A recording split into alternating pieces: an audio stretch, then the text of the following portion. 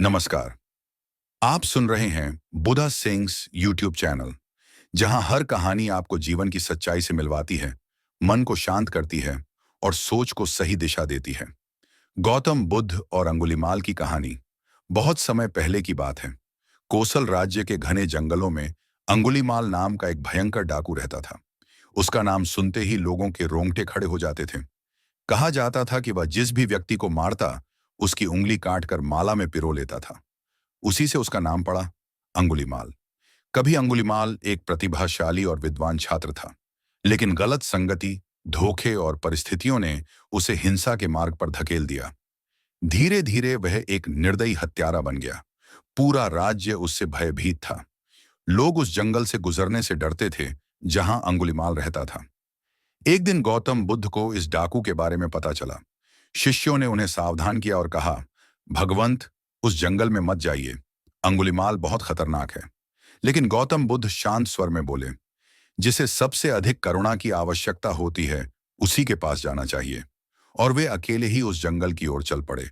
जब अंगुलीमाल ने देखा कि एक साधु निडर होकर उसके जंगल में प्रवेश कर रहा है, तो वह क्रोध से भर गया। उसने अपनी तलवार उठाई और बुद्ध की ओर दौड़ा। वह जितनी तेज दौड़ता, बुद्ध उतनी ही शांति से आगे बढ़ते रहे। आश्चर्य की बात यह थी कि अंगुलीमाल चाहकर भी बुद्ध तक पहुंच नहीं पा रहा था। थक कर उसने चिल्लाकर कहा, रुक जा साधु, रुक जा।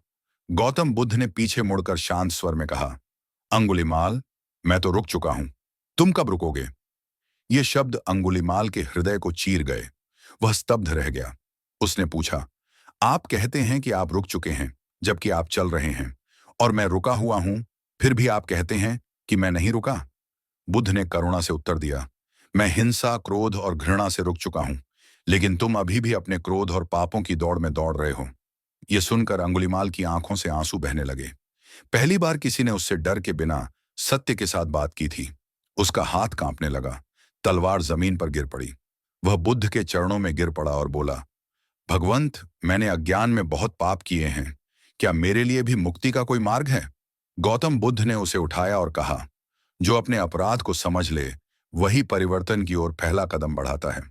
अंगुलीमाल ने उसी क्षण हिंसा का मार्ग छोड़ दिया और बुद्ध का शिष्य बन गया। उसने संन्यास ग्रहण किया और तपस्या में लीन हो गया। हालांकि उसके पूर्व कर्मों का फल उसे भोगना पड़ा।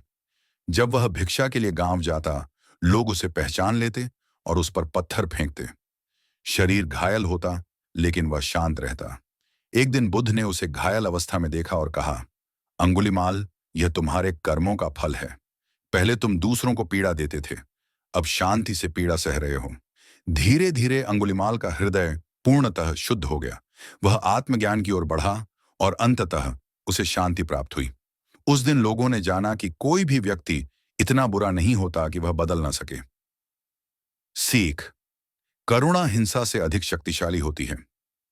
परिवर्तन का द्वार हर व्यक्ति के लिए खुला होता है। सच्चा रुकना बाहर नहीं, भीतर होता है। आप सुन रहे थे बुधा सिंग्स। ऐसी ही गौतम बुद्ध की प्रेरणादायक और शांति देने वाली कहानियों के लिए बुधा सिंग्स चैनल को सब्सक्राइब कीजिए। मिलते हैं अगली कथा में एक नई सीख के साथ। धन्यवाद।